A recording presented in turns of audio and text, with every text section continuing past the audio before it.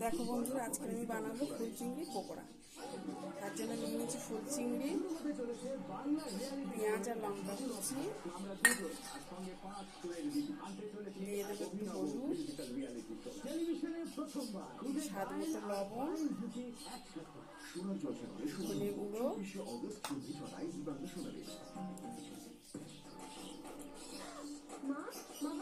অল্প একটু খাওয়ার সোডা,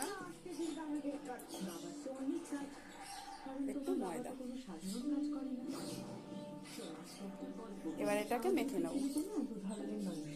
ভালো মানুষ আর জল দিয়ে অল্প অল্প করে মেখে খারাপ মানুষের শক্তি যখন বেড়ে যায় তখন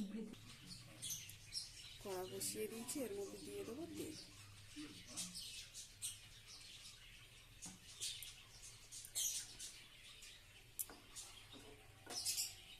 তেল আমার গরম হয়ে গেছে, এর মধ্যে দিয়ে দেবো চিংড়ি পকোড়া।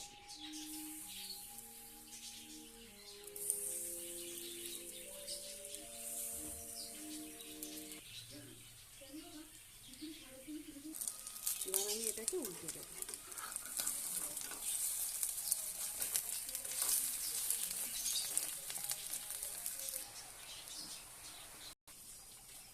হয়ে গেছে, গ্যাসটা অফ করে দেবো।